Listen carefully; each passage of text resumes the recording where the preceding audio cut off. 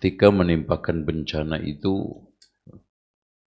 ada dua. Ada bencana yang istiqsal melenyapkan seluruhnya. Ada yang kedua menimpakan musibah secara pedih. Seperti taun ya, atau COVID yang sudah ditengarai disebabkan laboratorium virus yang ada di Wuhan, Cina itu bocor sebetulnya. Ya Allah takdirkan bagaimana seluruh dunia kena imbasnya. Banjir bah. Tidak ada banjir bah kecuali karena kemaksiatan sudah klimaks. Makanya para ulama mengatakan ketika menafsiri firman Allah yang ada di dalam surat Al-A'raf ayat 56 tadi. La tufsidu fiha, janganlah kalian membuat kerusakan di dalamnya bil ma'asi dengan maksiat. Wa du'a ila ghairi ta'atillah, mengajak kepada selain ketaatan kepada Allah. Sekarang Masya Allah. Memang betul kata para ulama, di akhir zaman itu negeri Islam menjadi ateis. Banyak. Di negeri-negeri Islam seperti Saudi, seperti Indonesia, mulai ateis. Dan negeri ateis mulai menjadi Islam. Coba kita gambaran kecil. Negeri Islam seperti Aljazair ketika olahraga telanjang. Negeri Rusia yang ateis ketika olahraga pakai jilbab. Itu berubah. Dan peristiwa Los Angeles ini akan banyak membuat orang-orang ateis di Amerika masuk Islam.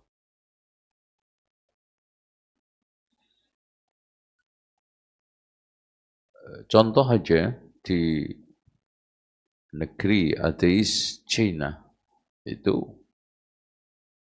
sebetulnya mudah sekali mereka itu masuk Islam karena sistem kehidupan mereka sudah Islami. Ya. Contoh aja di Hong Kong itu ya. Bagaimana tertibnya, disiplinnya, kebersihannya, keadilannya. Itu. Bandingkan hak-hak buruh di Hong Kong dengan di Saudi. Itu. Sangat jauh. Banyak kezaliman di Saudi. Banyak keadilan di negeri Hong Kong. Itu kecil. Apalagi kalau konser Saudi lebih norak, ya kan gitu. Jogetnya pakai jubah kan norak, ya kan gitu ya. Ini wala tufsidu fil ardi bil ma'asi wad du'a ila ghairillahi ba'da islahillahi iya, setelah diperbaiki oleh Allah bi ba'thir rusul, dengan ngutus para rasul wa bayani syariah, penjelasan syariat.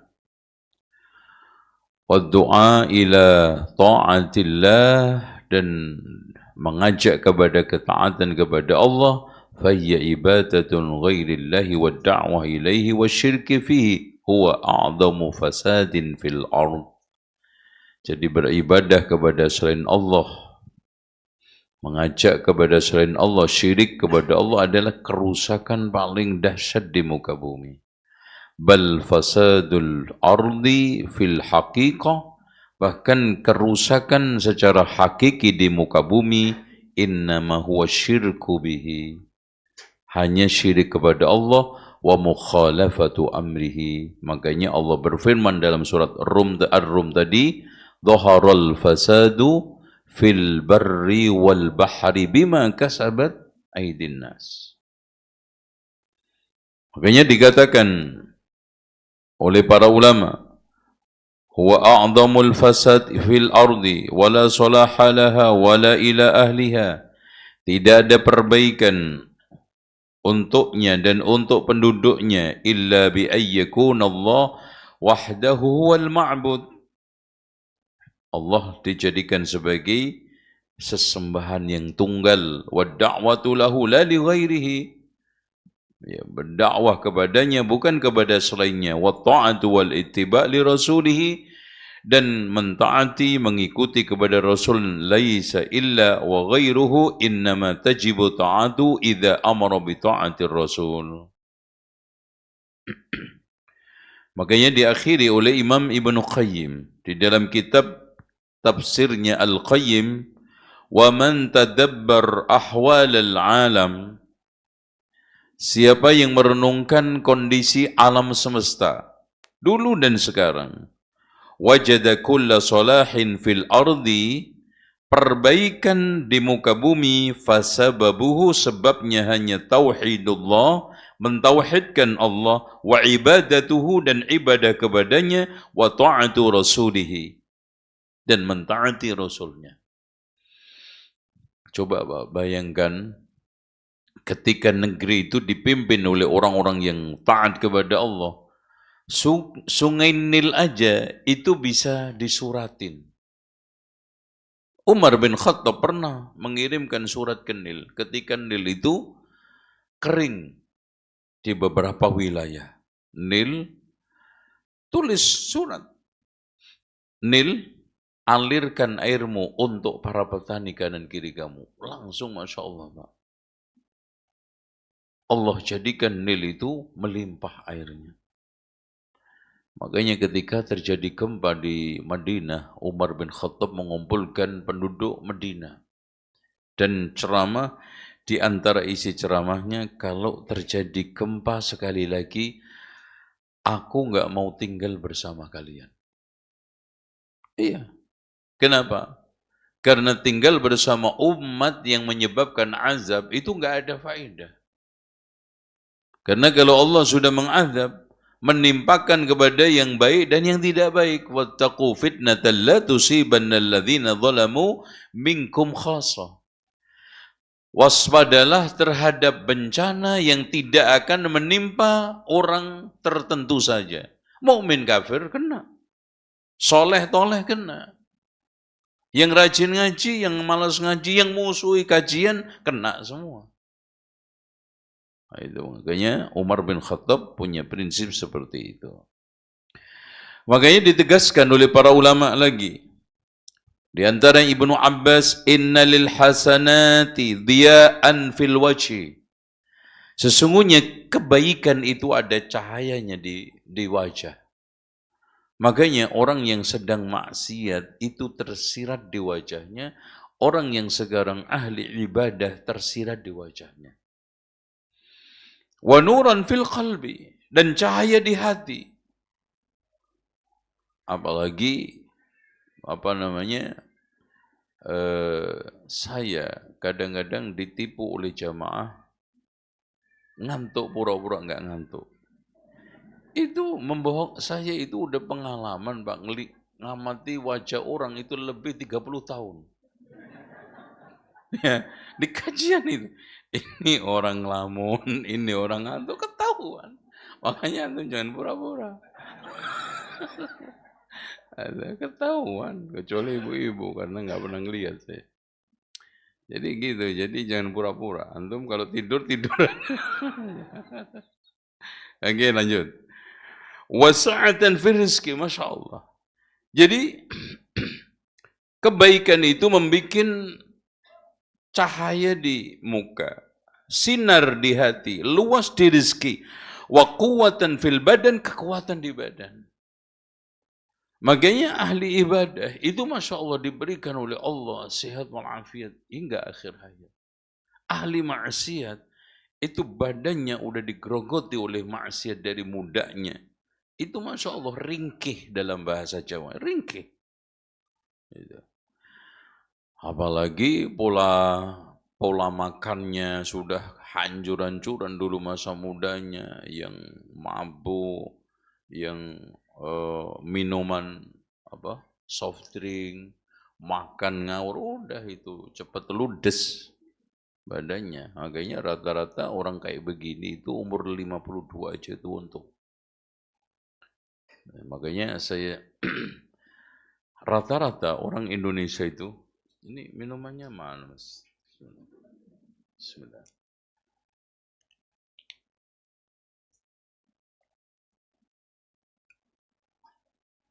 Orang Indonesia itu umurnya rata-rata 70 sampai 90, Pak. Masya Allah, itu fakta. Jadi rata-rata umur Indonesia itu 70-90. Cek aja. Banyak sekali yang umur-umur itu. Kecuali perokok. Perokok berat itu umurnya rata-rata 52 sampai 56. Perokok sedang 62. Perokok ringan itu bisa kadang nyampe 70. Ada orang yang bilang bahwa anak ngerokok juga panjang umurnya, Pak. Antum kalau nggak ngerokok lebih panjang insya Allah. Iya. Kenapa? Karena umurnya dihisap tiap hari. Itu sekian kali kan. Gitu, makanya saya itu kadang menasihatin untuk kebaikan, tapi banyak perokok yang nggak setuju, ya sudah nggak ada masalah. Itu.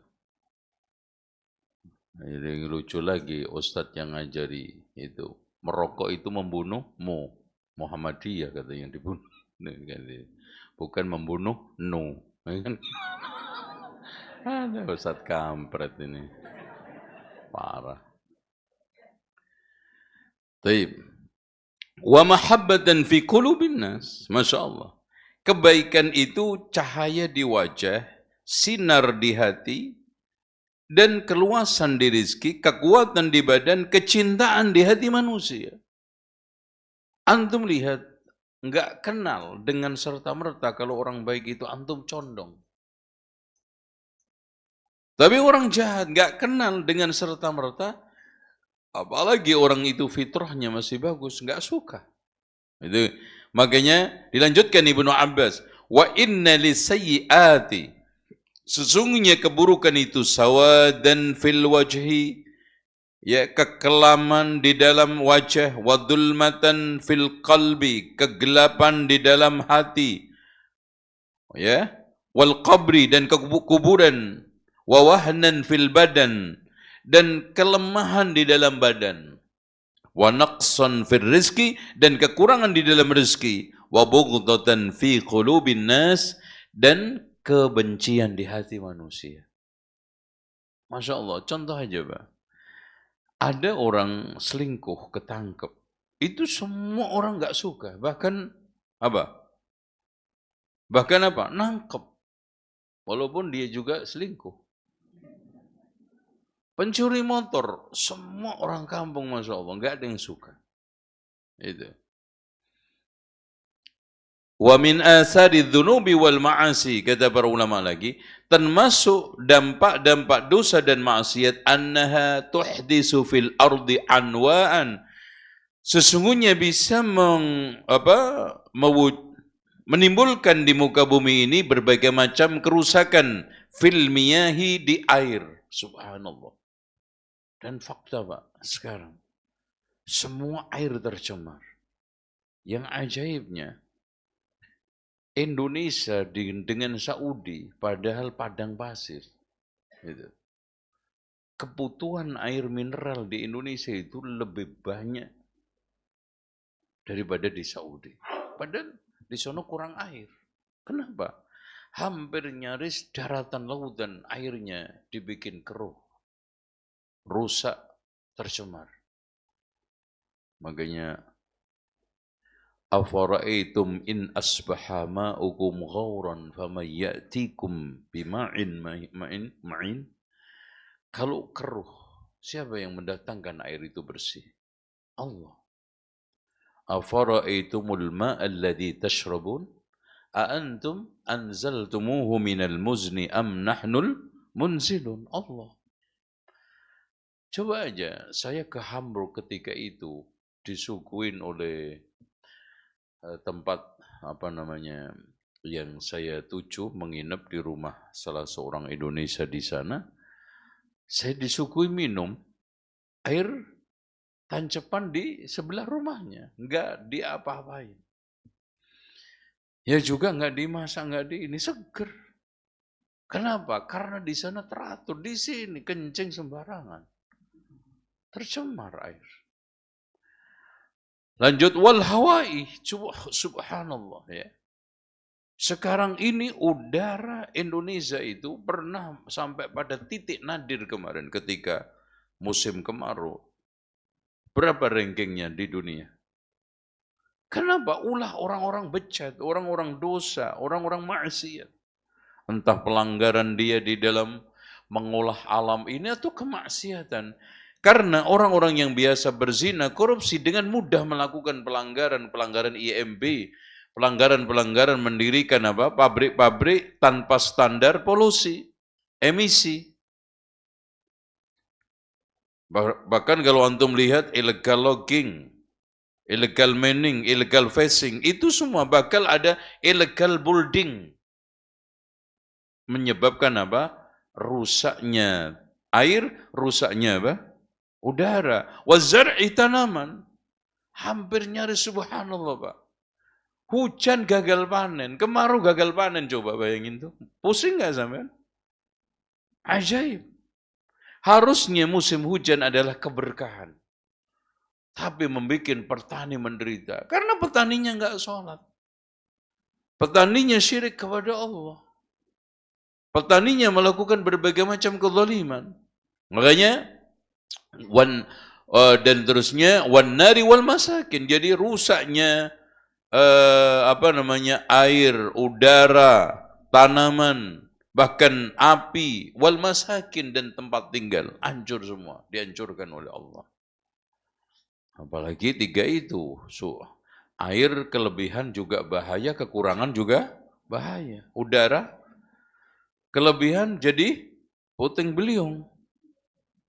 Apalagi tornado, kekurangan jadi masuk angin sampean minimal.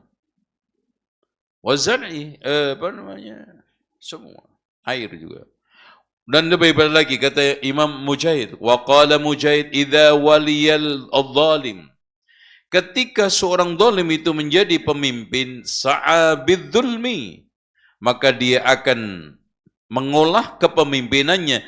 Mengelola kepemimpinannya dengan kezaliman pastinya. Wal fasadi, kerusakan. Fayahbisu bidzalika, dengan kelakuan pemimpin seperti itu Allah tahan itu al-qatra, hujan. Fayahlikul hartha, maka rusaklah tanaman, wan nasla, dan juga apa? Ternak bersama keturunannya. Jadi tanaman enggak berbuah. Hewan-hewan tidak apa? Menghasilkan keturunan. Susu enggak lancar, anaknya lahir juga enggak sempurna. Itu Masya Allah Pak. Saya di pondok pesantren sedang membuat satu miniatur menjaga planet Nusantara. Nah, di sana ada semacam kebun, nah nanti ada klinik tanaman. Jadi tanaman-tanaman langka Nusantara itu saya akan coba tanam dan kita berdayakan. Nah nanti dijual, antum yang wajib beli. Ya kan gitu. Nah habis itu di situ ada burung-burung Nusantara. Nah nanti ada pembelajaran untuk anak-anak TK, SD. Saya amati, ternyata betul. Burung-burung itu akan terganggu bertelur ketika apa? Ketika cuacanya enggak bagus. Nah, gitu. So, bagus ternyata berbagai macam burung-burung itu di tempat yang saya bikin itu bertelur, beranak dengan wah ini cuacanya cocok, makanya saya besarkan sekalian. Itu. Nanti saya juga akan bikin pesantren manula. Pesantren, kita bikin pesantren aja singkat. Pensiun Pesantren itu apa? Pensiun santai keren. Nah, itu. Pesantren itu kan gitu. Pensiun santai keren. Nah, gitu. Pesantren. Ya, nanti kalau ini saya bikin di bawah eh, Gunung Lawu. Nanti saya jalan-jalannya ke Grojogan Sewu. Nah, nanti sekalian dibuang di sana. Ada ya. Udah gagak balik aja deh, udah. Nah, itu nanti kita bikin, Masya Allah, suasana nanti musolanya terbuat dari kayu-kayuan. Nah, itu kan itu tempat penginapannya. Nanti kita nggak ada masalah, ada 5 pasang, 10 pasang, kita undang di sana. Insya Allah. Daripada antum pensiun bingung, apalagi kendeng. Mendingan pensiun positif kan gitu. Nanti kita nggak usah berat-berat, nanti kita ajari tata cara sholat, terus baca surat-surat pendek untuk meluruskan tajwidnya, makhrajnya. Kemudian setelah itu ada tausiah-tausiah ringan bagaimana kita itu bisa mendapatkan husnul khatimah. Nah, jalan-jalan kita ajak ke Tawamangu nanti. Ada bus mini, kita bawa ke sono. Udah. Enak kan? Seperti itu. Udah, Jumat, Sabtu, Ahad aja. Habis itu pulang. Udah. Itu, ya. Jumat, Sabtu, Ahad, pulang. Kalau mau terus-terusan ya nggak apa-apa di sana. Ada gitu kan gitu. Tapi nanti rencana kita mau bikin yang short, yang ada yang middle, ada yang long time ya. Mungkin long time-nya itu 3 bulan di sana, pulang. 3 bulan di sana, pulang. Insya Allah. Itu. Paham? Apa yang gue paham? Gitu. Ini lagi kita rancang ya, insya Allah tempatnya, insya Allah mudah-mudahan cepat selesai. Wa min ta'siril ma'asi fil ardi, termasuk dampak maksiat di muka bumi, ma yahillu biha minal khasaf, yang terjadi di antaranya adalah longsor. Ini apa? Tanah tenggelam itu apa namanya? Longsor ya. Apa? Ambles itu. Ambles sama longsor beda kan? Al-khasaf itu longsor. Tenggelam. Wazalazil gempa. Itu Masya Allah. Bahkan Pak, kita lihat gerhana itu juga terjadi berkali-kali. Wa yamhaqu barakataha, dan dihilangkan keberkahannya. Antum kerja nggak berkah, usaha nggak berkah, apa saja. Sampai makan, itu kalau kita renung-renungkan, apalagi orang-orang yang dulu pernah mengalami sedikit-sedikit zaman pasca kemerdekaan yang susah, itu masih nikmat. Itu karena apa? Taksiril ma'asi. Sekarang maksiat, subhanallah. Coba bayangkan ketika kemarin ada pameran halal fair ya. Itu ada konser kan? Muda-mudi yang jilbaban, yang sekarang enggak peduli jilbab, enggak perlu bersantren, ngadain konser, Pak. Ya akibat pembenaran dari salah seorang ustadz yang membenar-benarkan kebiasaan buruk, yaitu apa? Musik halal boleh. Akhirnya apa? Dia enggak memberi batasan. Akhirnya apa? Apa aja, Pak? Orang awam itu cenderung kalau dikasih fatwa, yang enak-enak itu dibablasin. Contoh aja, dikasih catatan, musik boleh asalkan begini-begini. Begininya hilang. Tinggal musik aja yang boleh. Makanya ada sebagian orang yang dulu sering saya kritik, antum menghalalkan musik asalkan tidak melalaikan zikir kepada Allah, tidak mengalahkan ibadah, tidak mengalahkan Quran. Faktanya ada enggak? Ini sama aja antum memberi syarat, kamu boleh renang tapi jangan basah. Lebih ye. Mungkin enggak antum renang enggak basah? Mana ada sih sekarang orang mendapatkan hidayah sesuai hidayah, bukan hidayah sekarang ini menurut hakikat mereka. Karena musik nggak ada. Tapi itulah. Makanya sering saya wasiatkan, biasakan membenarkan biasakan mengamalkan kebenaran. Jangan membenar-benarkan kebiasaan. Biasakan kebenaran. Jangan cuma membenarkan kebiasaan. Akhirnya apa? Terjadi yang sekarang ini. Waqad marra Rasulullah SAW ala diyari Samud, nih lihat. Waqad marra Rasulullah sallallahu alaihi wasallam ala diyari Samud. Pernah Rasulullah SAW lewat perkampungan Samud yang di Ula. Famana'ahum min dukhuli diyarihim, Rasulullah menghalangi para sahabat, melarang para sahabat untuk masuk ke daerah itu, illa wahum bakun, melainkan mereka itu menangis. Ini ada ustadz, ada travel, terang-terangan ngajak ke Ula. A'udzubillah. Ya. Ya. Udah gitu divideoin lagi. Ini na'udzubillah, ya. Tolong ikhwah sekalian, kita nyari duit boleh, mengatasnamakan sunnah itu bagus. Tapi di sela-sela mengatasnamakan sunnah, Anda melanggar sunnah paling berat.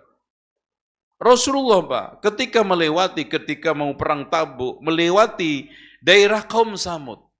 Yang itu yang apa? Di daerah Ula yang sekarang ini dijadikan memang oleh pemerintah Saudi sebagai tempat apa? Wisata. Itu Rasulullah melarang masuk kecuali dalam keadaan nangis. Lah ini malah selfie-selfie. Kefir. Ya, makanya antum harus tegas. Kalau antum ikut umroh diajak ke sana, ingat itu hadis Rasulullah ada di dalam Sahih Bukhari, dikomentari oleh Imam Ibnu Qayyim di dalam Al-Jawabul Kafi, kata beliau, wa min ta'thiril ma'asi fil ardi, termasuk bekas dampak daripada maksiat di muka bumi, ma yahillu biha minal khasafi wa zalazil, terjadi longsor, ambles, gempa bumi, wa yamhaqu barakataha, dan hilangnya keberkahan. Waqad marra Rasulullah sallallahu alaihi wasallam ada diyari Thamud, melalui perkampungan kaum Samud. Famana'ahum, Rasulullah melarang mereka masuk min dukhuli diyarihim, ke dalam perkampungan mereka, illa wahum bakun, dan mereka Pak masuk ke sana itu dalam konteks sangat darurat. Kenapa? Ketika itu air habis. Tidak ada air kecuali dekat di situ. Masuklah ke sana. Nah ini cuman selfie ke sana. Ya. Umroh aja, wisata yang positif. Kosono ke lautan, pantai Parangtritis maksudnya. Itu Paris, Indonesia. Ke sana atau kemana? Itu. Tapi hati-hati, ke gunung longsor, ke laut tsunami, di rumah gempa. Ya repot ya. Makanya di dunia ini Masya Allah. Oke. Hadirin sekalian, Allah ketika menimpakan bencana, itu pasti ada sebabnya dan pasti ada tujuannya.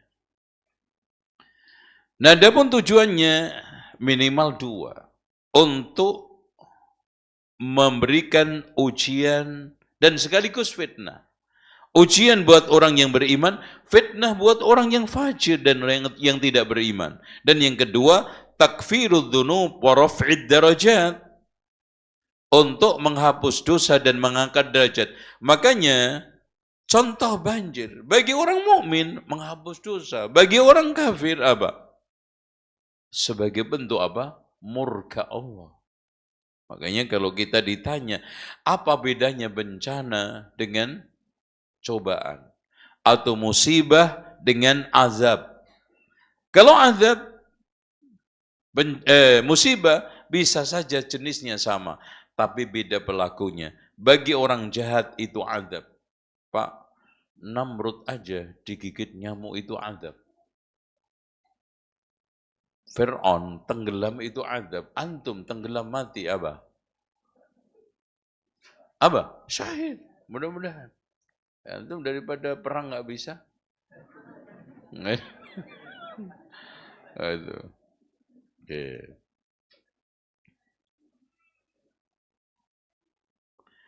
Makanya dikatakan oleh Rasulullah, "Idza aradallahu bi'abdihil khair." Ketika Allah mengendaki kebaikan pada hambanya, ajjala lahul uquba fid dunya, menyegerakan uqubah, siksaan di dunia. Wa idza arada bi'abdis syarr, ketika Allah mengendaki keburukan pada hambanya, amsaka anhu bidzambihi, dia tahan hatta yuwafiya bihi yaumal qiyamah, sampai nanti dipenuhi di hari kiamat. Makanya kalau ada orang bertanya, ini jahat, ini kafir, Masya Allah hartanya melimpah, ini jahat, ini kafir, aman. Antum jangan sampai apa? Tertipu. Itu semuanya adalah istidraj. Karena begitu sebaliknya, innar rajula la yakunu lahul manzila indallah. Kata Rasulullah, ada seorang memiliki kedudukan tinggi di hadapan Allah nantinya di hari kiamat. Fama yablughuha bi amalin, yang tidak sampai dengan amalnya. Allah hantarkan, Allah sampaikan dengan apa? Fama yazalullahu yabtadihi, Allah terus uji, coba, diuji dan dicoba, bima yakrah, dengan sesuatu yang dia tidak sukai, hatta yublighahu, ia sampai dia sampai kepada tingkatan derajat tersebut. Betul. Ketika Allah menghendaki seorang hamba satu peringkat derajat di akhirat, di surga nanti, sementara tidak ada amal yang bisa menghantarkan, maka Allah uji dengan ujian itu sehingga sampai pada tingkatan tersebut. Makanya kalau kita diuji, walaupun nggak boleh mohon, ya, karena inna sa'ida laman junnibal fitan, kata Rasulullah, sesungguhnya orang yang bahagia adalah orang yang dihindarkan dari fitnah. Diulangi sampai 3 kali. Tapi watak sebagai seorang mukmin, kalau sudah ujian, jangan apa? Jangan cemen. Jadi nggak boleh nantang, tapi kalau sudah datang harus dihadapin, jangan dihindari. Kerjaan itu dikerjai, jangan dipikirin. Itu kan soalnya. Kadang-kadang ibu kan gitu. Masak dipikirin. Dikerjai. Cucian dipikirin. Memang langsung nyuci sendiri? Ya enggak. Minimal diputer itu apa? Laundry apa? Mesinnya. Makanya kalau zaman sekarang ibu masih terlambat nyuci, terlambat masak, ini keterlaluan. Semuanya otomatis kok. Bedakan dengan mbah-mbah kita dulu. Mau masak aja cari kayunya 15 menit. Belum lagi niupnya api. Untuk berapa menit? Mateng nunggu nanti setengah jam. Sekarang celek tidur mateng dewe. Kan gitu. Gitu. Iya, semuanya serba otomatis. Pencet, mateng sendiri. Ini semua. Kurang otomatis apa lagi? Itu. Sekarang mana ada zaman mbah-mbah dulu belanja sambil tidur-tiduran. Lihat aja emak-emak sekarang. Belanja tidur-tiduran. Itu diantar, Masya Allah. Itu tinggal mangap aja masuk tuh. Tapi ya Allah malas itu. Subhanallah. Itu. Memang laqad khalaqnal insan itu fi ahsani taqwim, tapi Allah juga memberikan satu apa? Fi kabad.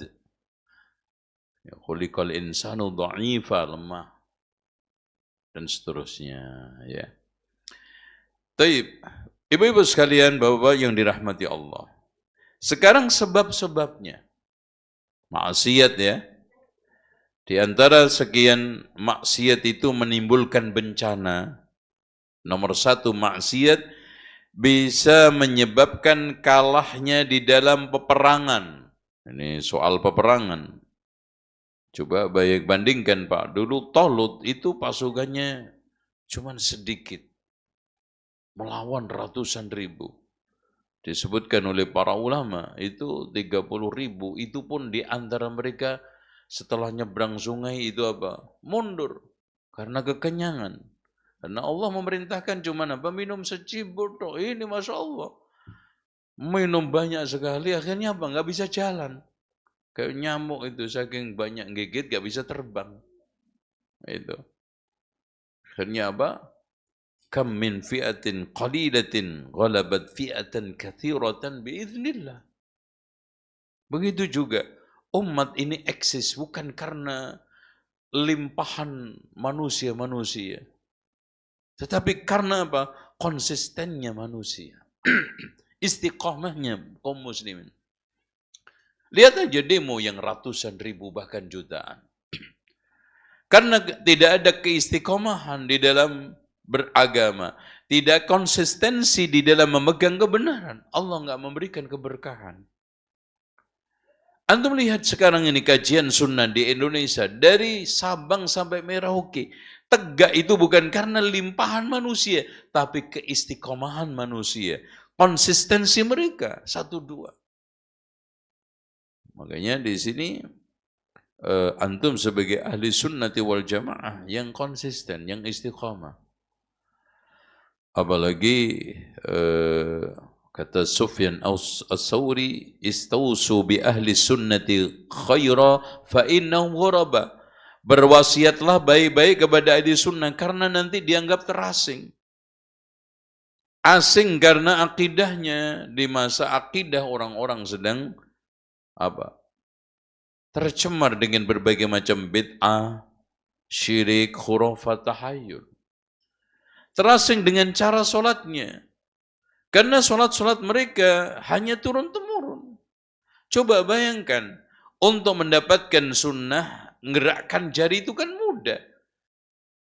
Ada salah satu ikhwan kita, ngerakkan jari di sholat, dipegang orang sampingnya. Habis selesai sholat, diadili. Kenapa? Kamu ngerakin jari. Ini sunnah Pak, kagak ada sunnah-sunnah di sini. Coba lihat, Masya Allah. Kagak ada sunahan katanya. Kenapa? Karena menganggap ini agama enggak umum. Dan umumnya menurut mereka itu, yang penting amaliyah ini disepakati orang banyak, dilindungi oleh ormas, dan dijaga oleh apa? Preman berjubah. Itu aja yang baik.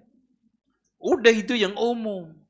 Walaupun tidak ada sumber dalilnya. Yang penting disepakati orang banyak. Diamalkan sekampung. Yang hanya satu dikatakan nyeleneh. Walaupun sesuai dengan dalil. Dan itu watak daripada penyimpangan. Coba bayangkan Pak. Pernah nggak antum dengar diancam oleh RT nggak dibikinin KTP gara-gara nggak sholat jamaah ke masjid? Dengar Pak? Tapi dengar nggak ada orang gara-gara nggak tahlilan diancam? Bikin KTP? Ada. Ada di antara pengurus masjid Pak, kehilangan jamaah masjid sampai setengah masjid. Contoh aja terawih, hari pertama Masya Allah sampai bikin tenda. Hari kedua, ketiga yang di tenda hilang. Hari berikutnya tendanya hilang. Itu. Diambil orang nggak ketahuan. Sampai akhirnya tinggal penduduk asli masjid. Tinggal berapa? 2 sof. Pengurusnya terusik enggak? Kenapa ya? Tapi coba beduknya hilang. Lapor ke polisi itu. Oh, kayak gitu Pak. Ya Allah. Paham? Sekarang nomor 2. Peringatan terhadap terus-menerus melakukan maksiat. Meskipun dalam keadaan mulia secara dunia. Saya meskipun begini kaya raya kok. Ya. Ada di antara mereka mabuk-mabukan, judi, mungkin main perempuan dalam kondisi sehat walafiat, kaya raya. Itu hanya istidraj. Makanya Rasulullah Shallallahu Alaihi Wasallam wanti-wanti, siapa yang diberikan berbagai macam pemberian oleh Allah sementara dalam keadaan maksiat, ketahuilah fa innahu istidrajun. Itu istidraj. Penundaan yang lebih sakit nanti kondisinya.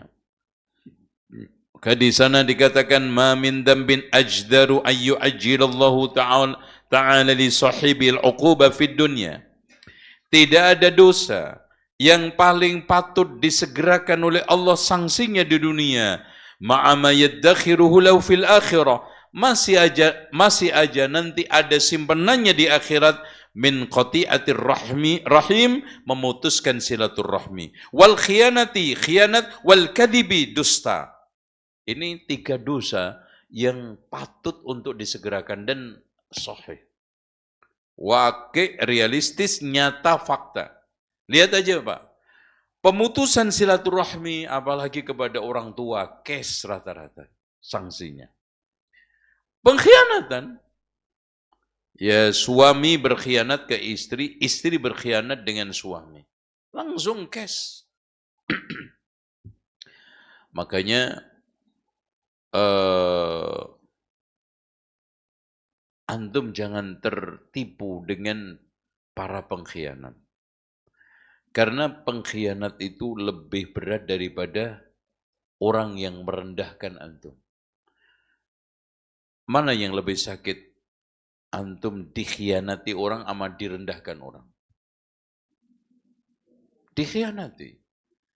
Kenapa? Karena pengkhianatan itu plus perendahan. Kalau sekarang merendahkan, nggak ada pengkhianatan. Antum bisa aja di jalan dikata-katain, dasar lo anjing, direndahkan kan? Antum nggak pernah dikhianati kan? Baru kenal di jalan kok. Tapi kalau dikhianati, pasti antum sedang direndahkan. Makanya suami yang dikhianati istri dengan selingkuh, apa itu namanya? Pelecehan enggak? Begitu juga sebaliknya. Gitu kan gitu. Makanya di sini dikatakan oleh Rasulullah SAW, putus silaturahmi, khianat dan bohong, dusta. Itu. Makanya kata Rasulullah, ketika ditanya yakunul mu'minu jabbana, mungkin enggak seorang mukmin itu pengecut? Na'am, iya. Mungkin.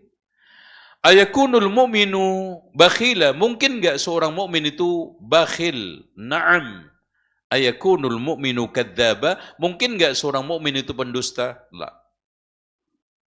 Itu. Makanya ada video ngatain saya pembohong.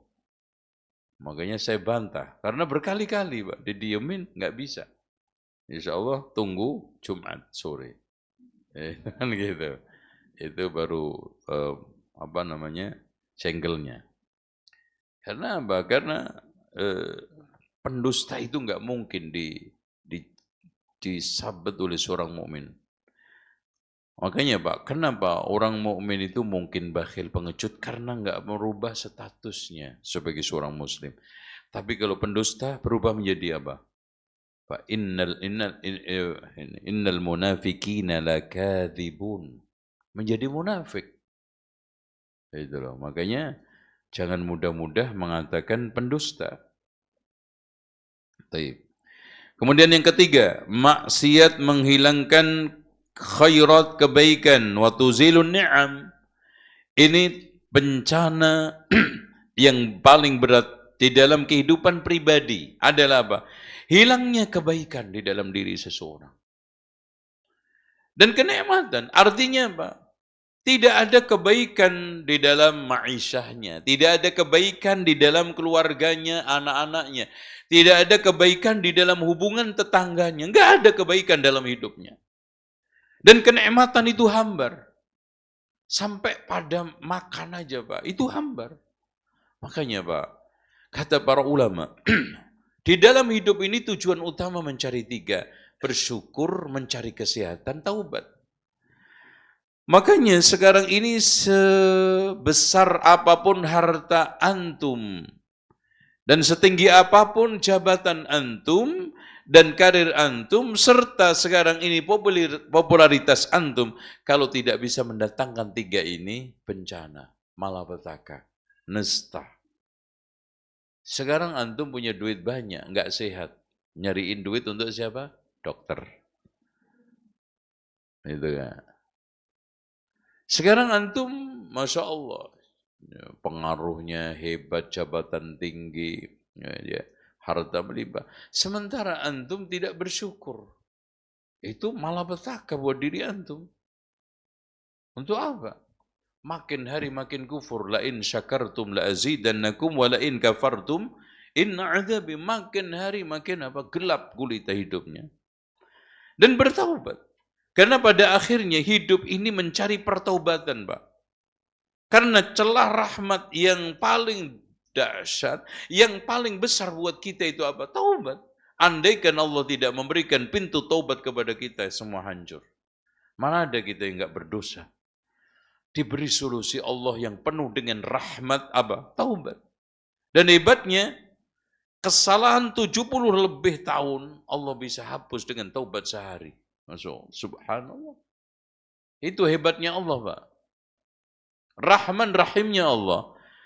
Seorang hamba melakukan berbagai macam kemungkaran maksiat 70 tahun lebih, Allah bisa hapus taubat dalam satu hari. Antum lihat, 100 orang yang membunuh itu. Yang membunuh orang yang membunuh 100 orang. Taubat dalam satu hari.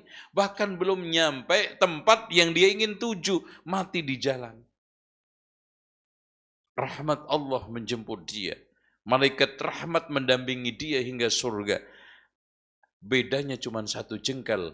Ke tempat yang dia tuju orang-orang ibadah kepada Allah lebih dekat satu jengkal. Akhirnya dimasukkan oleh Allah ke surga, dibawa malaikat rahmat yang awalnya rebutan dengan malaikat azab.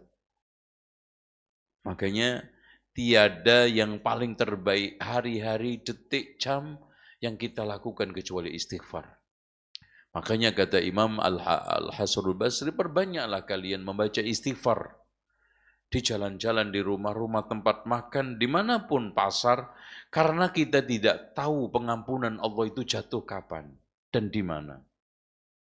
Bisa aja istighfar antum yang sedang nyetir mobil, Allah ampuni dosa antum. Bisa aja antum sedang belanja, ya, daripada ngomel-ngomel sama pedagang, astagfirullah. Karena dibohongi sama pedagang, astagfirullahaladzim. Udah. Itu. Karena pedagang makin diomeli, makin dablek. Makin apa? Makin ganas bohongnya. Mikir astagfirullah. Setannya lari minimal. Dan tidak ada sesuatu yang bisa menyingkap sebagaimana yang mendatangkan, menghadirkan azab adalah dosa, yang menyingkap adalah istighfar dan taubat. Makanya Allah mengatakan, wa ma kana Allahu mu'adzibahum wa hum yastaghfirun. Tidaklah Allah mengazab satu kaum melainkan mereka sedang dalam keadaan istighfar. Selagi istighfar, Allah singkirkan itu azab, bencana. Ya. Nah, yang selanjutnya, di antara bencana akibat maksiat, dan ini adalah murka Allah, adalah al-khatmu 'alal qulub, dikuncinya hati untuk tidak bisa menerima kebenaran. Menjadi keras ketika di hadapan kebenaran. Ada di antara orang sekali nasihat hatinya lembut. Ini berkali-kali didatangkan dalil, didatangkan berbagai macam argumen, tetap keras dan makin mengeras. Itu adalah bencana, Pak. Jadi jangan anggap bencana itu cuma longsor, gempa, banjir. Tapi bencana yang mengerikan sifatnya individu adalah apa? Al-khatmu 'alal qulub. Hatinya dikunci oleh Allah untuk tidak bisa mendengarkan, menerima kebenaran. Afala yatadabbaruna al-Qur'an am 'ala qulubin aqfaluha. Al-Quran sebagai bacaan yang terindah buat kita. Mudah enggak hati kita ini, dimudahkan enggak untuk merenungkan? Dimudahkan enggak lisan kita untuk membaca? Dimudahkan enggak tangan kita itu untuk mengambil mushaf untuk kita baca? sehingga menjadi wirid yang rutin, atau sepanjang tahun kita tidak pernah menghatamkan Al-Quran, itu juga azab, Pak. Ya, kita lebih condong kepada buku karya manusia. Dan anak kadang-kadang heran, ada sebagian muslim, kita bahas muslim, bisa hatam Harry Potter itu sampai 15 jilid, tapi Al-Quran nggak pernah dia itu jamah. Padahal dikatakan Al-Quran, Al-Quran karena dari qiraah bacaan. Di mana Rasulullah mengeluh, mengadu, dan pengaduan ini direkam oleh Allah di dalam surat Al-Furqan. Wa qala ar-rasulu ya Rabbi inna qaumi ittakhadhu hadzal Qur'ana mahjura. Rasul mengadu kepada Allah, ya Allah, sungguh kaumku ini telah menjadikan Al-Quran suatu yang dicampakkan. Tuh, khatmu 'alal qulub.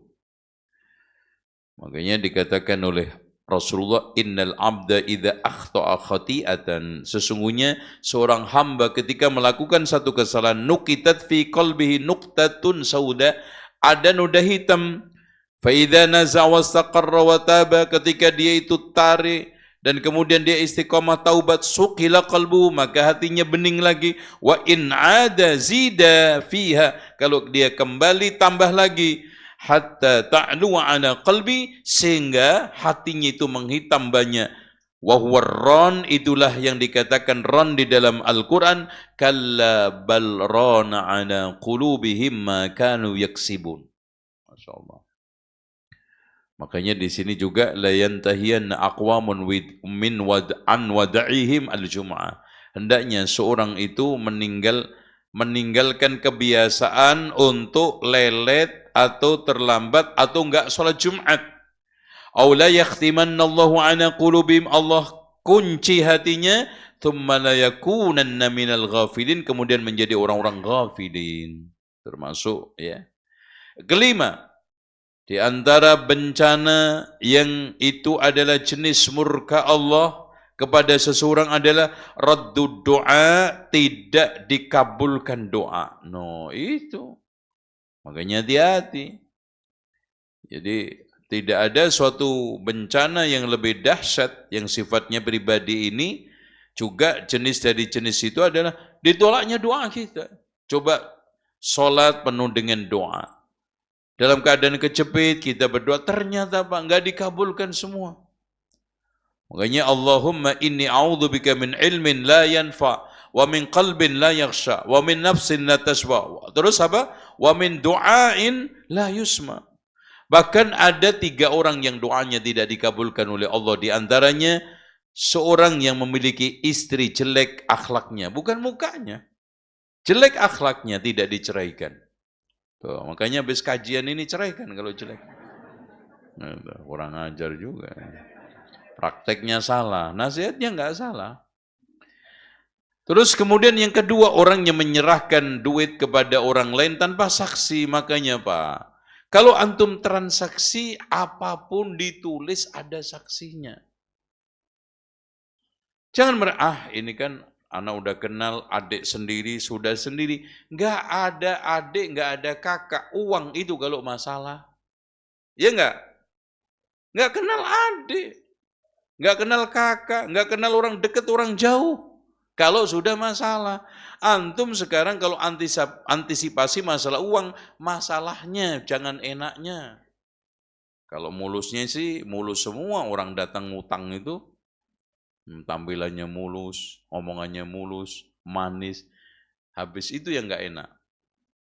Yang ketiga, menyerahkan harta kepada orang safi, yaitu orang kendor otaknya. Dalam bahasa lokalnya kalau di Betawi bego, kalau di Jogja peko, kalau di Jawa Timur apa? Goblok, bento, macam-macam itu ya. Itu yang ngomong bukan saya, tuh tanya sama AI. AI goblok dalam bahasa ini coba tanyain gitu. Biar anak yang nggak disalahin nanti ya.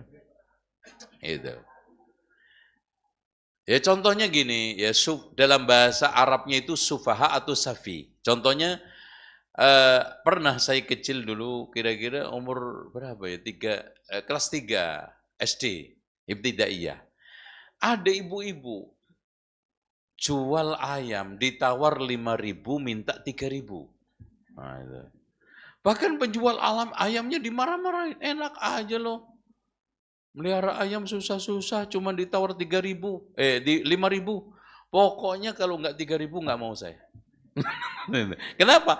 Karena 3.000 uangnya 3, 5.000 1. Gitu. Uang 3 lembar, banyakan mana?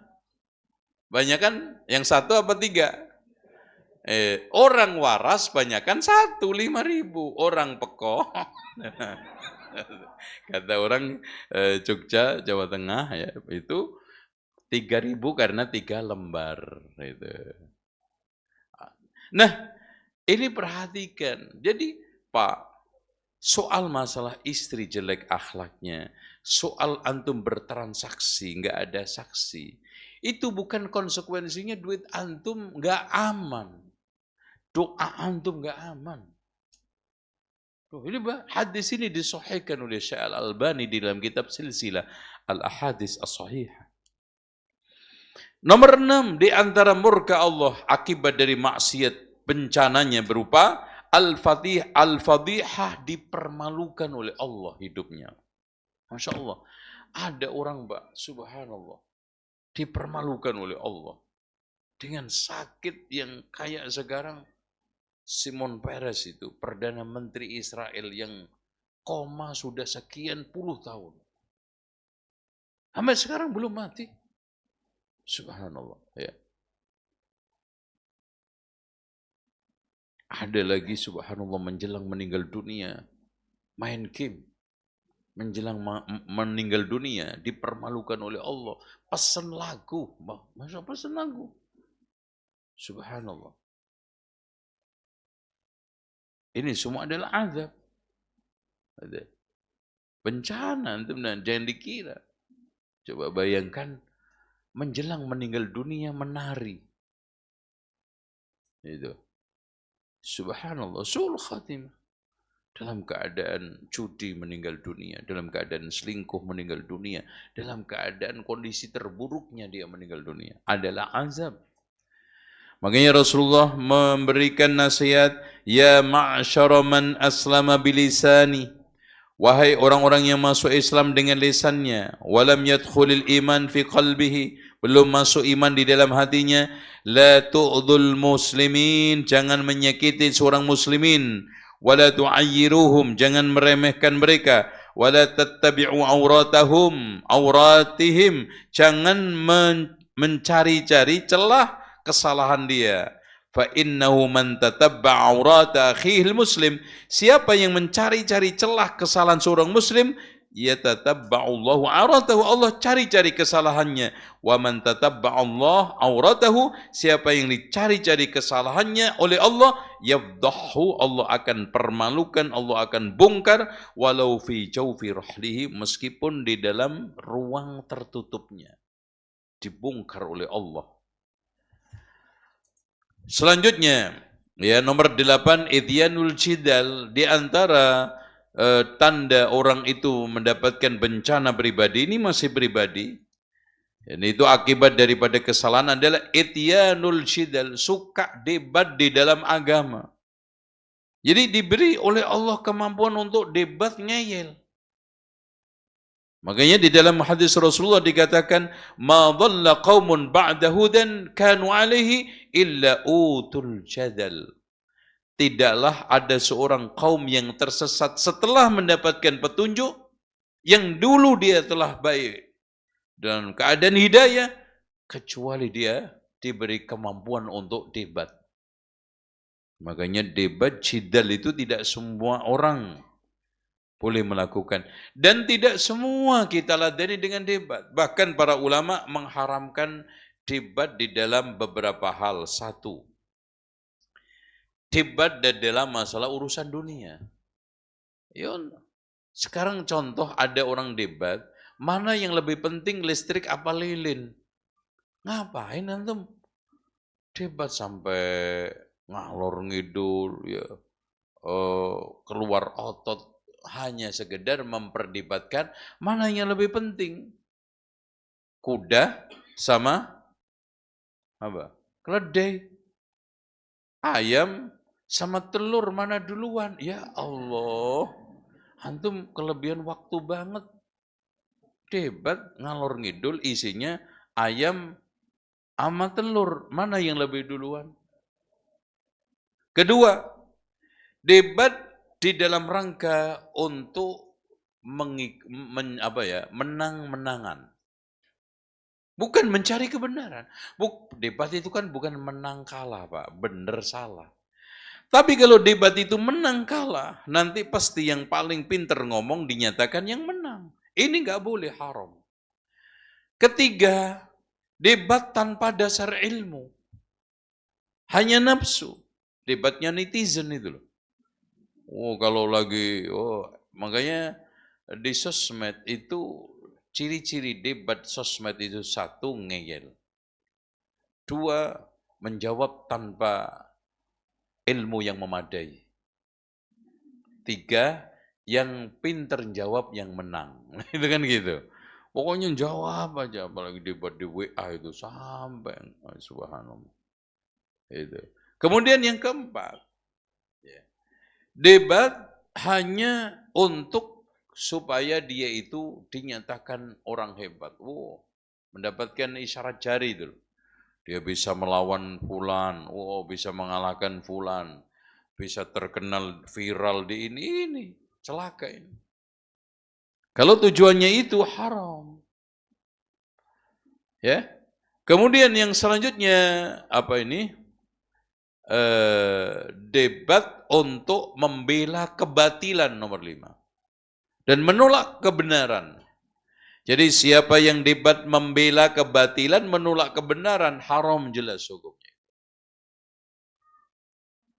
Terus kemudian yang terakhir adalah debat tanpa dasar ilmu dan juga di dalam tujuan mencari kebenaran. Kalau itu antum tinggalkan. Nomor 9, termasuk bencana diakibatkan dosa yang dilakukan oleh manusia adalah di antara dua orang yang bersaudara pecah persahabatannya. Jadi ketika terjadi pecah persahabatan itu bencana, Pak. Antum jangan anggap remeh. Kenapa? Karena kata Rasulullah SAW di dalam hadis yang dikeluarkan oleh Imam Al-Bukhari di dalam Al-Adabul Mufrad, bukan Sahih Bukhari ya. Ma tawaddathnani fillah, tidaklah ada dua orang yang berkasih sayang karena Allah, fayufarraq, kemudian pisah, bainahuma illa bidzambin, kecuali karena dosa, yuhdisuhu ahaduhuma, yang dilakukan oleh salah satunya. Enggak mungkin dua-duanya salah, dua-duanya benar. Makanya persahabatan karena dunia itu apa? Labil. Persahabatan bukan karena Allah itu biasanya kondisinya sangat pendek, waktunya sangat sementara. Tapi kalau karena Allah, Masya Allah. Bahkan dijanjiin Allah apa? Di antara 7 orang diberikan naungan oleh Allah di masa tidak ada naungan siapa? Warajulani tahabba fillah. 2 orang yang berkasih sayang karena Allah, istama'a alaihi, kumpul karena Allah, wa tafarraqu alaihi. Itu contoh teman kajian sunnah. Tidak sedikit saya dapatkan, Masya Allah, yang pecah belah. Ada yang karena mangkel ikut gabung ke sono kelompok ini. Karena awalnya nggak ikhlas, dan itu bencana. Makanya ahli sunnah ini yang akor, ahli sunnah itu yang kompak. Kenapa? Kita sudah sedikit tengkar. Makanya kata Al-Hasanul Basri, ya ahla sunnati tarafaqu, wahai ahli sunnah, berkasih sayanglah karena di antara kalian. Karena innakum min aqallin nasi adada, nanti kalian menjadi umat paling sedikit. Gitu ya. Udah sedikit pecah. Makanya lihat Pak, kenapa sawwu sufufakum? Karena lurusnya soft tandanya kekompakan dohir dan batin. Lihat aja Pak, orang yang lagi kelas, sholat aja nggak mau deket. Minum dulu. Bismillah.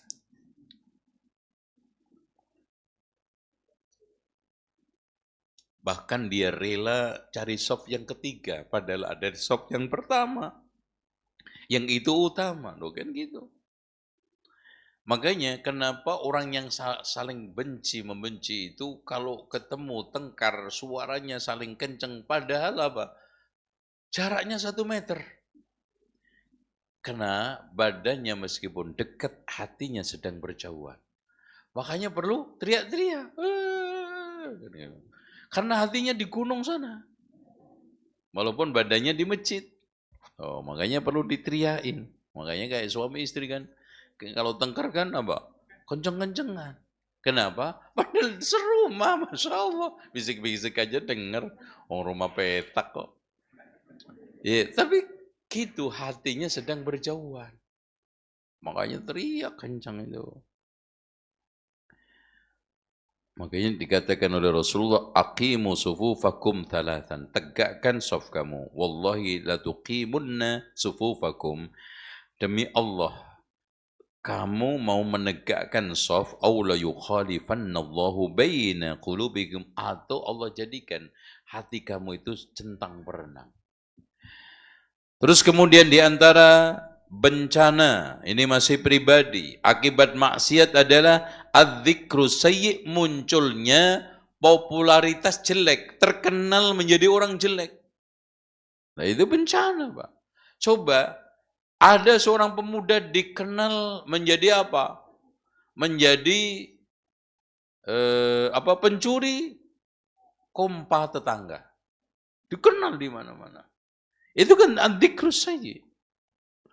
Ada orang yang dikenal dengan kebiasaan tertentu, maksiatnya. Ada yang dikenal ngerumpinya, ada dikenal ghibahnya, ada yang dikenal cerewetnya, ada dikenal ghibah. Pokoknya intinya jadilah orang itu jangan sampai dikenal buruknya. Tapi dikenal baiknya, Pak. Coba antum dikenal cerewetnya. Kan jelek kan? Jelek nggak itu cerewet? Ah itu ibu mah cerewet. Beda dengan ibu mah Masya Allah kalau baca Quran. Nah kan beda. Dia mah hafal 30 juz. Kalau dia mah hafalnya cuma juz 30, udah gitu cerewet lagi. Nah, cerewet lagi disebutkannya. Bakhil lagi, dikenal bakhil. Sekampung bakhil. Bakhil. Itu azab, antum jangan kira itu omongan manusia aja, antum koreksi. Nah, di antara juga dampak daripada maksiat adalah khusranud dunya wal akhirah, mendapatkan kerugian dunia dan akhirat. Ya, karena orang itu kalau maksiat, kata Rasulullah SAW, man kanatil akhiratu hammahu, siapa yang akhirat itu tujuannya, ja'alallahu ghinahu fi qalbi, Allah jadikan kecukupan di hatinya, wa jama'a lahu syamlahu, Allah jadikan Allah menghimpun hal-hal yang berantakan berserakan, duit yang dibawa orang di sono sini, ya urusan-urusan yang Masya Allah pecah belah. Tapi selagi kita fokus akhirat, Allah yang menghimpunnya, Pak. Allah yang mengembalikan.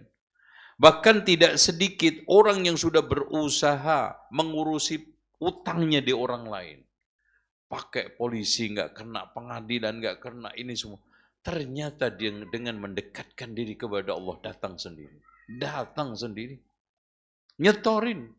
Dia minta maaf padahal anak anggap ini orang udah mati. Masya Allah. Pernah ada bawa uang $1.500. Ternyata dibuat untuk kerja di luar negeri. Alhamdulillah. Setelah sekian tahun datang dia. Ustaz, ana mau balikin uang antum. Loh, antum masih hidup. Alhamdulillah, nah kan gitu. Ya udah, datang antum gitu. Masya Allah. Intinya, tapi lihat, wa man kanatid dunya hammahu, siapa yang sekarang urusan utamanya, konsentrasi utamanya, perhatian utamanya dunia, ja'alallahu faqrahu baina ainai, Allah jadikan kemiskinan di depan matanya. Wa farraqa alaihi syamlahu, urusannya dijadikan Allah berantakan. Walam ya'tihi minad dunya illa maqudira lahu. Tidak datang dunia kecuali yang sudah ditakdirkan. Udah. Baik, sekarang nomor berapa? Nomor 13, fuqdanu barakatil amwali wal a'mal, hilangnya keberkahan harta dan usaha. Jadi hartanya nggak berkah, usahanya nggak berkah. Ya, karena terutama orang bakhil, kata Rasulullah, orang bakhil itu tiap hari didatangi malaikat dua. Ya. Tiap hari orang ini hamba, yang satu mendoakan Allahumma a'ti munfiqan khalafa. Ya Allah, berikanlah pengganti orang-orang yang infak. Itu malaikat yang satu mendoakan itu. Yang satunya Allahumma a'ti mumsikan talafa, ya Allah berikanlah kehancuran orang-orang yang sekarang ini menahan. Makanya dermawan, Pak, antum yakinlah Rasulullah yang mengatakan, bukan fulan-fulan, ma naqasa malun min shadaqah. Air itu makin mengalir, itu makin bening. Yakin itu, Pak. Meskipun kehilangan, wah, air saya habis dong, ngalir ke sawah orang lain. Kelihatannya ini habis, tapi bening dan tambah. Harta juga antum, kelihatannya habis, hilang, tapi subhanallah. Itu. Makanya jangan antum merasa kecil hati karena memberi. Dan jangan merasa bahagia sampai cingkrak-cingkrak karena diberi. Makanya kata Rasulullah SAW, inna hadal mal khadirun khulwun. Dunia, harta ini adalah hijrano, memikat. Faman akhadau bihaqqi burika lahu fi. Siapa yang mengambil sesuai dengan haknya diberkahi. Wa man akhadhu bi israfi nafsin, siapa yang mengambil dengan melampaui batas, lam yubarak lahu fi, enggak diberkahi.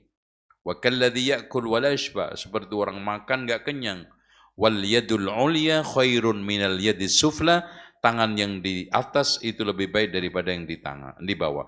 Nah, ini yang ke-14. Ini azab kolosal yang paling pedih. Ya, azab kolosal ini.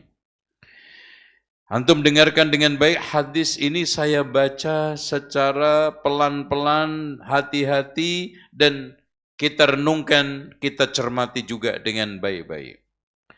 Kata Rasulullah, hadis ini diriwayatkan Abdullah ibnu Umar dari bapaknya.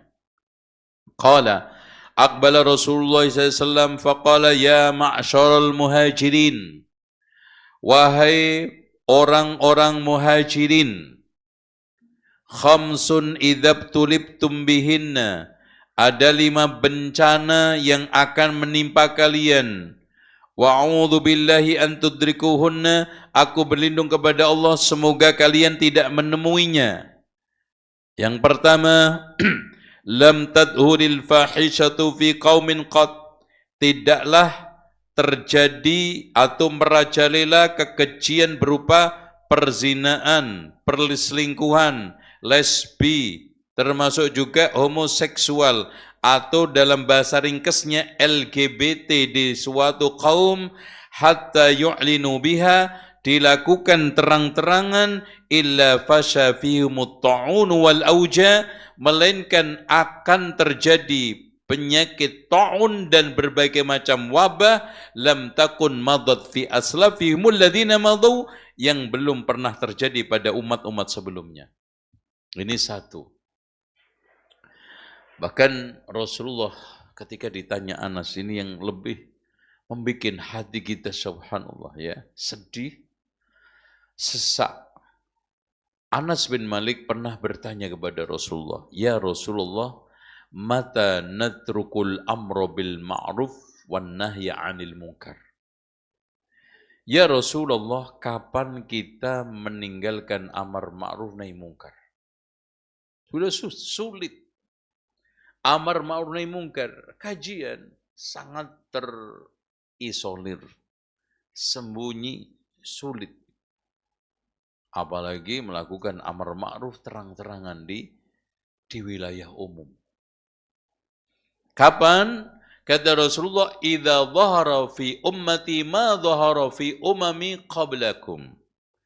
Kalau sudah tampak pada umatku ini apa-apa yang tampak pada umat sebelum kalian. Yang pertama, idza kanatil mulku fi sigharikum, ketika kekuasaan dipegang oleh orang kecil-kecilan di antara kalian. Masya Allah. Dia statusnya cuma Petro. Ya, ibaratnya statusnya gelandangan, statusnya subhanallah. Dulu orang-orang rendahan, tapi sekarang menjadi penguasa. Yang kedua, wal fahishatu fi kibarikum, kekejian didominasi oleh orang gedongan di antara kalian. Kenapa, Pak? Apakah zaman jahiliyah dulu tidak ada kekejian? Ada, tapi didominasi oleh orang-orang kekecilan sama gelandangan sama budak. Makanya ketika salah seorang sahabiyah dijelaskan tentang zina dan sanksinya, apakah orang-orang merdeka berzina? Kaget. Ya sekarang, bahkan tanda kiamat orang gedongan. Wal ilmu, nah yang ketiga, fi radalatikum, ilmu dipegang oleh orang hinaan di antara kalian. Coba bayangkan Pak, sekarang yang menguasai tampuk agama siapa? Orang-orang rendahan. Orang-orang yang tidak punya jati diri menjadi tokoh ilmu syariat. Bahkan dikatakan oleh Rasulullah, Ruwaibidah. Nasallahu al-afiyah ini. Yang kedua, walam yanqusul mikyala wal mizan, tidaklah mereka suka mengurangi takaran timbangan, termasuk nyunatin anggaran. Bahkan kata Syekh Muhammad ibnu Shalih Al-Utsaimin, semua bentuk kurang mengurangi, curang dalam takaran, termasuk hak kewajiban suami istri masuk, wailul lil mutaffifin. Mengurangi takaran.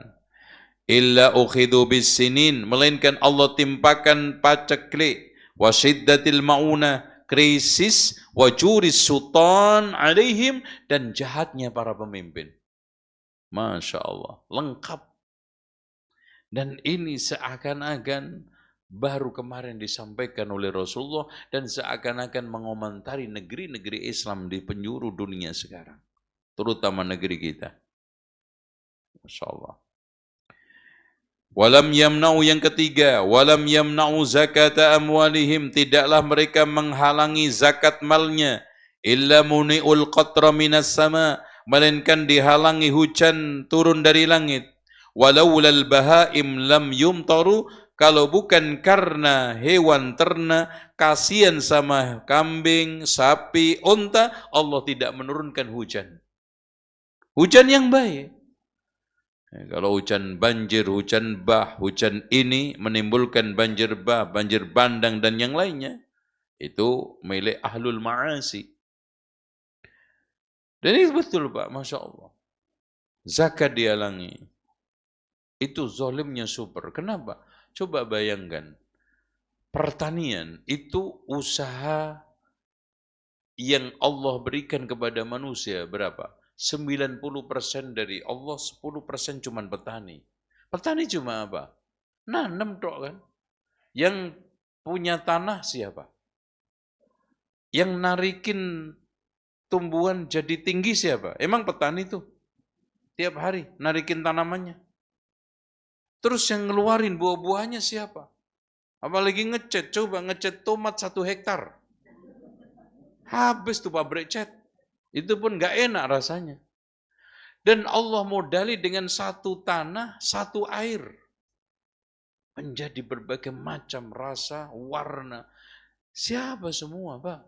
Emang gratisan. Disuruh untuk membayar semua 10%.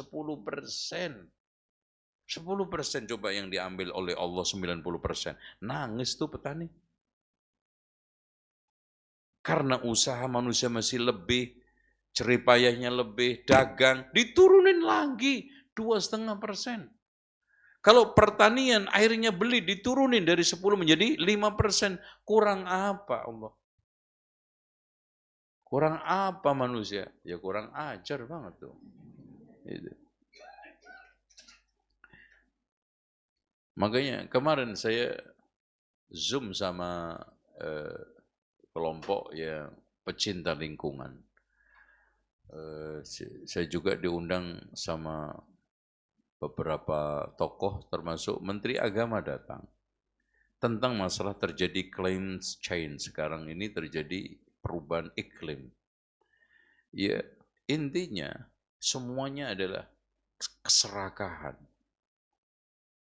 Makanya saya sampaikan hadis istisqa. Solusi untuk menanggulangi banjir itu cukup dengan hadis istisqa. Masya Allah, Rasulullah bukan Menteri Lingkungan Hidup. Rasulullah juga tidak sedang memberikan konsep penanggulangan banjir. Tapi apa yang disampaikan Rasulullah dibimbing wahyu sehingga manfaat maslahat untuk kehidupan. Apa doa? Rasulullah kan pertama dimintai Badui untuk doa istisqa. Akhirnya berdoa. Hujan sampai seminggu, sampai banjir, Pak.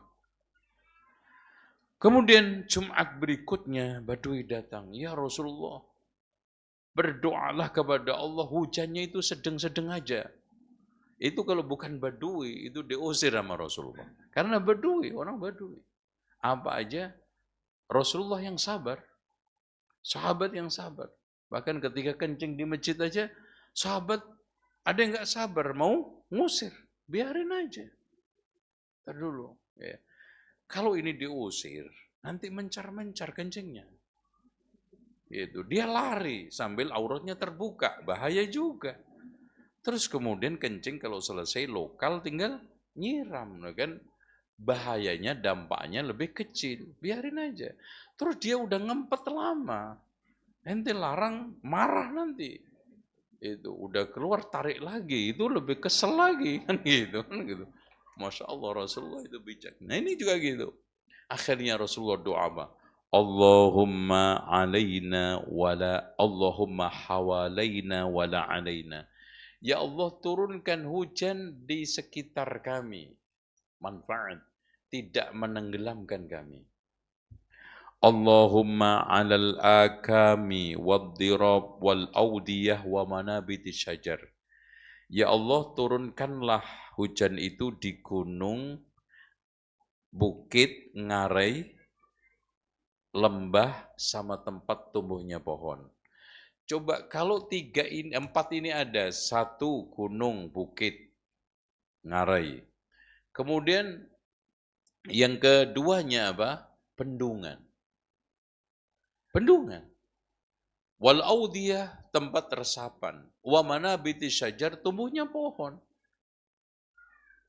Enggak usah kita ini sekarang ini studi banding sana sini. Cukup 4 jaga. Gunung dijaga. Bukit jangan dipangkas. Ngarai pertahankan. Resapan-resapan jangan dibuat bangunan. Bikin bendungan, sama terakhir jaga hutan. Siapa yang bilang? Rasulullah. Di mana? Doa istisqa. Karena mereka awam dikiranya Al-Quran dan Sunnah itu nggak ada konsep kehidupan. Itu. Kemarin dibuka, makanya ketuanya Pak Dino Patijalal tanya, apa ada di ayat-ayat di Quran ada ayat-ayat tentang lingkungan hidup? Masya Allah. Semua surat-surat yang menjelaskan tentang alam pasti itu ada penjagaan alam. Al-Baqarah. Masya Allah. Terus at-tin apalagi, wat-tini waz-zaituni wa turi sinina wa hadzal baladil amin. Wat-tin demi kebun tin tempat pembangunan masjidnya Nabi Nuh. Maka saya katakan semua masjid itu berkebun. Maka ciptakan masjid itu yang green. Waz-zaitun masjidnya Nabi siapa? Nabi siapa? Yakub. Kemudian direnov Sulaiman, Masjid Aqsa. Dibangun di mana? Kebun tin. Kalau antum ke sana masih utuh itu kebunnya. Wa Turi Sin, di mana Turi Saina? Gunung tempat masjidnya Nabi Musa. Karena di Mekah nggak mungkin ditanamin tanaman, wa hadzal baladil amin, Allah berikan jaminan keamanan. Enggak beri kehijauan. Karena nggak mungkin ada penghijauan di sana. Walaupun pemerintah Saudi berusaha. Tapi tidak seperti wattini wazzaituni wa turi saina. Wa hadzal baladil amin. Masya Allah. Apalagi di sana ada surat-surat yang memberikan satu perawatan alam supaya, karena begini Pak, mengerikan sekarang. Salju abadi di atas Gunung Wijaya tahun 1983, 1932 itu panjangnya kurang lebih bukan Masya Allah. 1832 itu panjangnya 19,36 km. Sekarang tinggal 0,32 km. Coba, hilangnya udah berapa kilometer salju abadi. Apalagi sekarang kutub utara banyak, selatan mencair. Kenapa? Bahaya buat untuk iklim. Karena keseimbangan kutub utara dan kutub selatan itu sangat menentukan iklim, tropis terutama. Ketika angin dari utara bagus, dari selatan bagus, menimbulkan hujan dari daerah-daerah garis khatulistiwa. Makanya antum cek di dalam Al-Quran, semua proses hujan itu, kenapa? Walladzi yursilur riyaha busyran baina yaday rahmati. Akibat tiupan angin. Itu.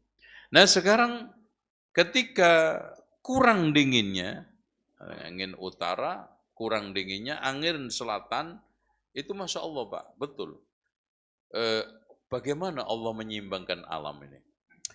Kalau musim dingin di utara itu musim panas selatan. Musim panas di utara, musim dingin di selatan. Makanya musim dinginnya Juni-Juli. Kalau sekarang ini panas dan kering, makanya ketika tiupan itu seimbang, basah, kering, maka di tropis ini bagus. Sehingga bisa diprediksi bulan sekian sampai sekian musim penghujan, bulan sekian sampai sekian musim kemarau. Sekarang nggak bisa. Yang lebih mengerikan kemarin itu, di Jawa itu rata-rata suhu itu 32 sampai 36. Tertingginya kemarin, El Nino. Dan ini diprediksi juga akan sama. Ngeri sebetulnya sudah. Padahal kalau kita membaca buku sejarah The Histories of Java, Tom Raffles, Jawa itu tahun 1800-an itu suhunya rata-rata 29 derajat Celcius. Sekarang antum lihat berapa hari ini? Berapa? Oh, 29 ini. Karena adem. Oh, itu. Iya, AC. Coba keluar nanti. Jadi seperti itu. Oke, azab. Nah, yang selanjutnya, walam yanqudu ahdallahi wa rasul, tidaklah mereka itu melanggar janji Allah, janji Rasul, illa sallallahu alaihim aduwan min ghairihim, melainkan Allah akan kuasakan musuh-musuh dari selain mereka, wa akhadhu ba'dha ma fi aidihim, dan mereka mengambil sebagian kekayaan mereka. Bisa sebagian kecil, besar, sedang, habis. Lautannya habis, daratannya habis, tambangnya habis. Wa man lam tahkum a'immatum bi kitabillah, tidaklah para pemimpinnya tidak berhukum dengan hukum Allah. Wa yatakhayyaruna mimma anzalallah, memilih yang terbaik dari apa yang diturunkan Allah. Illa ja'alallahu ba'sahum bainahum, melainkan rakyatnya, penduduknya, negerinya dirundung konflik yang tidak pernah ada habisnya. Vertikal maupun horizontal, terus Masya Allah. Dan intinya kita akhiri bahwa azab itu akan merata kalau sudah kebusukan itu juga merata. Makanya pernah Aisyah bertanya, "Ya Rasulullah, anuhlak wa fina salihun?" Mungkin enggak kita dihancurkan sementara masih ada orang soleh? Na'am, idza kathural khabas. Iya, kalau kejahatan itu merajalela. Pokoknya makin luas kebusukan, seluas itu bencana yang Allah kirimkan. Dan intinya gini, laqad kana fi qasasim ibratun liulil albab. Di dalam kisah-kisah Al-Quran itu ada pelajaran. Dan Masya Allah, kata Imam Ibnu Qayyim, setiap masa dan zaman, mukmin ada padanannya, kafir ada padanannya. Masya Allah. Gitu.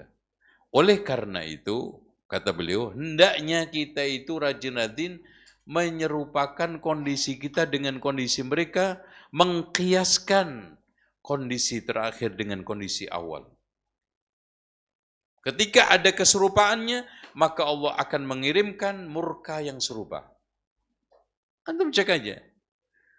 Memang betul sekarang sosok Abu Jahal itu nggak ada, tapi perilaku dan karakter Abu Jahal itu ada. Memang betul Fir'aun itu sudah nggak ada, tapi sosok karakter, perilaku Fir'aun itu ada. Memang sekarang sudah nggak ada Korun. Korun udah tenggelam berapa ribu tahun yang lalu. Tapi perilaku karakter Korun itu ada sepanjang zaman. Maka kata Imam Ibnu Taimiyah, hendaknya kita serupakan kondisi kita dengan kondisi mereka, kita kiaskan keadaan orang mutaakhirin dengan keadaan umat yang dahulu. Pasti ada kesamaan. Ketika ada kesamaan, Allah akan kirimkan murka serupa. Wallahu a'lam bishawab. Saya kira itu, karena nggak ada pertanyaan, maka tidak perlu dijawab. Cukup. Mudah-mudahan kita ketemu di kesempatan lain yang belum jelas kapannya. Dan semoga anak berdoa aja, doa saya untuk diri saya, untuk Bapak Ibu sekalian, mudah-mudahan kita diberikan oleh Allah istiqamah di atas sunnah ilal mamat sampai meninggal.